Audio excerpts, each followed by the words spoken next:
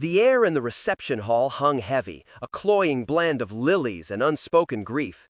I stood by the guest book, accepting hushed condolences for my mother, Eleanor, when Dexter, my brother, approached. His voice, usually a comforting rumble, dropped to a stage whisper that carried just enough for Aunt Beatrice and Uncle Finn to hear. "You know, Zola," he began, his eyes scanning the room, "some people are just too calculating, too cold, to ever truly understand what family means. Our mother deserved better than to be managed like a business asset in her final days." He paused, letting the implication hang, then squeezed my arm, a gesture of false sympathy. But, we all grieve in our own ways. My jaw tightened, but my smile remained serene. Inside, a cold fire had already been lit, its flames quietly consuming the edges of a plan I'd already set in motion. He thought he was free to rewrite history? He was about to learn how wrong he was. Dexter and I met, as all siblings do, in childhood. He was the Golven boy, charming and reckless, always finding trouble and then talking his way out of it. I was the quiet observer, meticulous, often picking up the pieces he left behind. Early on, our dynamic worked, a strange balance of his chaos and my order. I remember him borrowing my entire allowance, $20 I'd saved for a new art set, promising to pay me back double, just wait. He never did, of course, but he brought me a handful of wildflowers he'd picked. I dismissed it as youthful exuberance. Those were the good times, when our dreams felt intertwined. We'd spend hours poring over my mother's old ceramic pieces, sketching designs for the pottery studio we'd opened together with her inheritance. Dexter would talk endlessly about his grand ideas, and I'd quietly plan the logistics, imagining the kiln, the glazes, the scent of clay. He'd hug me tight after those sessions, telling me I was the only one who truly understood him. We even took a memorable trip to Oaxaca, Mexico, marveling at the vibrant artisan markets, feeling a connection that seemed unbreakable. I invested not just my time, but my heart, believing Dexter, for all his flaws, genuinely shared this vision. I thought he was different, that our bond was deeper. I helped him out of countless scrapes, lent him thousands from my savings, always believing in his potential. The first real warning sign flickered when our mother's health declined. She'd explicitly stated in her will that her home and assets, including her prized antique ceramic collection, were to be divided equally between us. But after she passed, at the initial meeting with her executor, Dexter was suddenly very insistent on being the sole point of contact for the estate. "Zola's too busy with her gallery work," he'd explained to the executor, flashing that winning smile. "I'll handle the paperwork, it's just easier." I justified it, telling myself he was stepping up, taking responsibility. He promised to keep me in the loop, of course, and I, ever trusting, let it slide. The pattern started forming subtly, then grew more brazen. At a large family dinner that autumn, Dexter held court at the head of the table, loudly lamenting to Aunt Beatrice and Uncle Finn how overwhelmed he was with Mom's estate, implying I was neglectful. "Zola's just so career-focused, someone has to manage things." I bit back a sharp retort, instead offering to help him with the probate filings. He waved me off, insisting he had it covered. A few weeks later, at a local art gallery opening, an important professional event for me, I overheard him talking to a potential client of mine. "Oh, Zola? Wonderful artist. Just, a bit financially strapped since Mom passed. She really needed that inheritance." The client's polite smile tightened. When I confronted him later, he feigned shock. "What? I was just trying to help.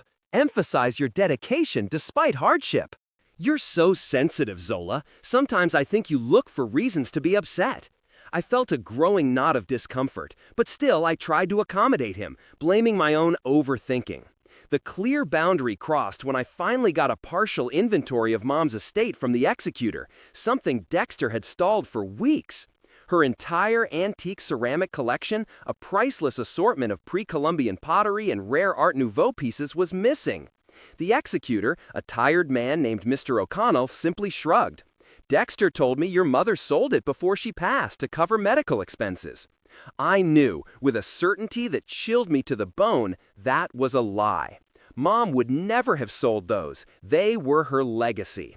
I didn't confront him then. Instead, I went back to Mom's house, now eerily quiet. In her old photo album, tucked behind a faded snapshot of us as children, I found it. A recent appraisal document for the antique ceramic collection, dated 2 weeks after her passing, with what looked like Mom's shaky signature. But it was wrong. That wasn't her elegant cursive. It was a crude forgery. The realization hit me like a physical blow. Dexter hadn't just exaggerated or manipulated, he had stolen. The initial shock sent a wave of nausea through me, a profound, aching betrayal. For a moment, I considered calling him, screaming, but then a cold, quiet resolve settled in my gut. I would not let emotion cloud my judgment. I would investigate. That night, my sleep was fitful. The next morning, I began. I started with Mom's bank statements. Dexter had assured me she was struggling, but her account showed a healthy balance until, suddenly, a series of large, unexplained withdrawals and transfers to an unfamiliar account. I contacted the auction house listed on the appraisal document. They confirmed the sale, but their records showed a different signature, a stronger, more confident hand. Dexter's, I realized. They also had Ring camera footage from the delivery of the collection. Then, a stroke of luck. I called Uncle Finn, Mom's younger brother, who mentioned he'd seen Dexter at a fancy antique place a few months back. He had some of Eleanor's vases, said he was just getting them appraised for insurance. My stomach dropped. Each week brought a new, sickening discovery. Mr. O'Connell, the executor, proved surprisingly helpful once I gently pushed him, showing him the forged signature. He confessed Dexter had presented him with what appeared to be legal documents granting him power of attorney. The worst discovery came when I found a recent mortgage application on Mom's property, again with the forged signature, taken out after her passing, draining the home's remaining equity. Dexter hadn't just taken the ceramics and a portion of her savings, he'd leveraged her entire home, planning to let the estate handle the payments until it inevitably foreclosed, leaving me nothing. The man who'd once promised to build a studio with me was systematically dismantling our mother's legacy, piece by stolen piece. I began meticulously documenting everything, creating a paper trail of his deceit. The final straw came during our annual Thanksgiving dinner. We were all gathered at Aunt Beatrice's, the air thick with the aroma of roasting turkey. Dexter, beaming, stood up before dessert. "Family, I have exciting news," he announced, holding up a champagne flute. "I've decided to honor Mom's memory by investing the remaining estate funds, my half, into an incredible new startup. It's a tech venture going to revolutionize the wellness industry. Zola," he paused, looking directly at me, a smirk playing on his lips, "I know you prefer your traditional art forms, and some people just aren't cut out for business, but I'm building something real, something big." He then raised his glass to new beginnings. Aunt Beatrice's smile was frozen, her eyes darting to mine. My own calm facade didn't waver, but inside, a seismic shift occurred. This wasn't just about money anymore. It was about erasing Mom's legacy, twisting it into his own self-aggrandizing narrative. That's when I realized he wasn't just selfish, he was a black hole, consuming everything good. I knew my plan had to be executed. I tested him one last time. Later that evening, I pulled him aside. "Dexter, that startup sounds incredible. Can I see the business plan? Maybe I can invest some of my savings too once the estate is settled." He puffed out his chest. "Oh, Zola, it's very complex, proprietary, but trust me, it's gonna be huge. You just focus on your pottery." His dismissive tone sealed his fate. The next day, I offered to help him organize some of the estate documents he'd been holding on to, setting the perfect trap. My first call was to Miss Valentina Rossi, a sharp, no-nonsense attorney specializing in probate fraud. Her reputation was formidable, her approach meticulous. "Miss Rossi," I began, my voice steady, "my brother has defrauded my mother's estate." She listened, her expression unreadable, as I laid out the meticulously documented evidence. She connected me with Mr. Harrison, a forensic accountant, who began sifting through Dexter's convoluted financial records, uncovering hidden accounts and shell corporations. Mr. Silas Blackwood, a discreet private investigator, corroborated witness statements and helped retrieve additional security camera footage. The cost was substantial, nearly $30,000 in initial retainers, but it felt like an investment in justice. We planned for 4 intense months, gathering every shred of proof. The evidence piled up. Mr. Harrison tracked down bank statements from Dexter's hidden offshore account, revealing hundreds of thousands diverted from Mom's estate. Email trails documented Dexter's conversations with the auction house, explicitly arranging the sale of the antique ceramics. We had the forged signature documents for both the mortgage and the original ceramic appraisal, confirmed by a handwriting expert. Security camera footage from Mom's Ring camera showed Dexter on 3 separate occasions loading boxes of valuables into his truck shortly after her passing. We had Uncle Finn's sworn testimony detailing his encounter with Dexter at the auction house. And then the audio recordings. I'd subtly activated my phone's voice recorder during several estate discussions with Dexter, catching him admitting the ceramics were my bonus for all this paperwork, and Mom gave me permission, wink wink. We had 47 such clips. While the legal team built the case, I built my financial fortress. I opened new solo accounts at First National and Capital One, systematically transferring all my personal savings, my inherited jewelry, and my investment portfolio. I canceled the joint credit card Dexter had access to for estate expenses, leaving him with a deactivated piece of plastic. I changed every single password, updated security questions, and set up automatic payments for all my solo bills. As a final decoy, I left a small, easily traceable joint checking account active with a few $100s, hoping to lull him into a false sense of security. Miss Rossi prepared a comprehensive legal offensive: probate fraud charges, breach of fiduciary duty, forging documents, and grand theft. She explained the jurisdiction advantage. Mom's will specified all estate matters be handled in our home county, where the judges were known to be tough on family fraud. She cited several precedents of successful prosecutions of siblings for similar offenses. We even had a specific obscure law, a seldom-used statute about elder financial abuse, which became crucial, allowing for triple damages. We had backup plans for every conceivable countermove Dexter might attempt, from claiming mental incompetence to trying to discredit me. The day arrived. The annual Community Arts and Heritage fundraiser, a cause Mom had championed, was held at the elegant town hall. Dexter, who'd wrangled a spot as a guest speaker, was on stage, basking in the spotlight, mid-speech about honoring our loved ones' legacies through community support. I stood in the back, calm, my heart rate steady. My evidence was confirmed, my attorney was on standby. Dexter, completely unaware, looked confident, almost regal in his tailored suit. As he finished a flourish about his startup's commitment to local artists, I walked slowly, deliberately towards the stage. "Dexter," I said, my voice cutting through the applause, ice cold. "A moment, if you please." His beaming smile faltered. He looked at me, confused, then dismissive. "Zola, what are you doing? This isn't the time for family discussions." I held up a crisp printout of the forged mortgage document. "This isn't honoring Mom, Dexter. This is fraud." His face blanched. He attempted a nervous laugh. "Zola, please, this is a community event. Let's not make a spectacle of ourselves over a private family matter." I stepped closer, my voice gaining strength. "It became a public matter when you used Mom's assets to fund your lavish lifestyle and empty promises, stealing from her legacy, and from me." His confusion shifted to concern, then a flicker of panic. "Zola, I can explain. There were complications with the estate." He tried to gaslight, to twist the narrative. "You're just upset. You're always so emotional about money."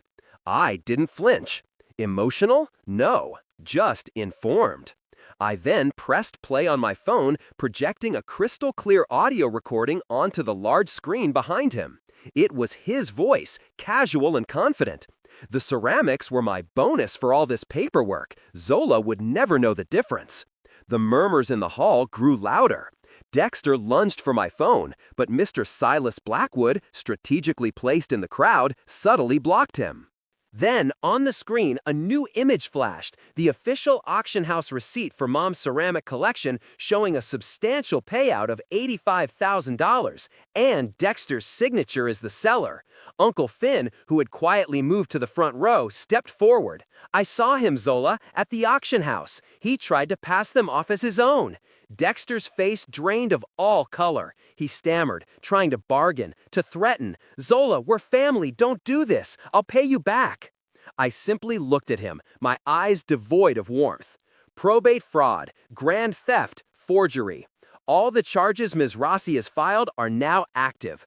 All of your accounts are frozen. Your startup is being investigated. You've lost everything you stole and more. His shoulders slumped, his entire demeanor collapsing. He looked around wildly, desperately for anyone to help, but found only condemnation. His final desperate plea was a pathetic whisper.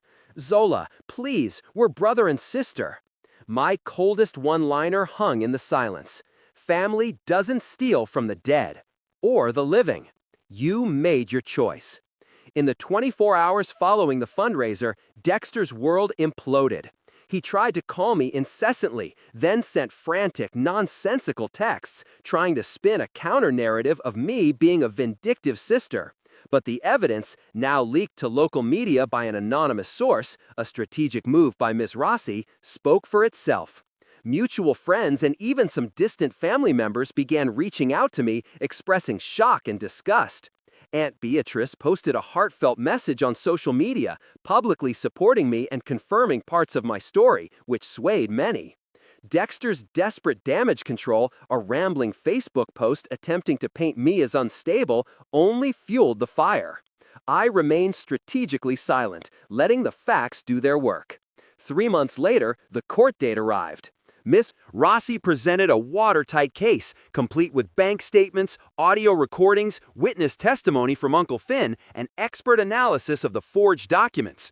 The judge, a no-nonsense woman known for her strict adherence to the law, listened patiently. Dexter's attorney, a harried public defender, could offer little defense against the mountain of evidence. The judgment was swift and decisive. Dexter was convicted of probate fraud and forgery. He was ordered to pay restitution for the entire $120,000 he'd stolen, plus substantial punitive damages. He was also barred from managing any financial affairs for others for the foreseeable future. His last-ditch attempt to appeal was swiftly denied. Miss Rossi's final bill, a staggering sum, felt worth every single penny. Dexter, stripped of his assets, lost his apartment and ended up moving into a cramped studio above a laundromat, having alienated almost all our family. His startup, revealed to be a thinly veiled Ponzi scheme, collapsed, leaving him with massive debts and a tarnished reputation. Many of his former friends, fair-weather companions who admired his superficial charm, cut him off completely. The ultimate irony? He now works at a discount furniture store, not as a manager, but as a stock associate, stacking shelves. The one luxury he truly cherished, the illusion of being a big shot, was irrevocably shattered. My life, however, began to blossom. With the restitution funds, I bought back Mom's house, meticulously restoring it and converting the largest room into the pottery studio we'd once dreamed of. I named it Eleanor's Legacy. My career thrived, no longer overshadowed by Dexter's lies. I found contentment in my work, in my peace, and in the quiet strength I discovered within myself. Aunt Beatrice remains my staunchest supporter, often visiting the studio, her warmth a balm. The experience transformed me from an accommodating sister into a woman fiercely protective of her boundaries and of justice. Last week, a glossy flyer arrived in my mailbox, tucked between bills and junk mail. It was an advertisement for Dexter's Discount Furniture Warehouse grand reopening. On the cover, a forced, uncomfortable smile stretched across Dexter's face as he stood beside a stack of cheap, mass-produced ceramic vases. I simply tossed it into the recycling bin, a quiet, understated nod to the too cold, too calculating sister who had meticulously rebuilt everything he tried to destroy, brick by expensive handmade brick.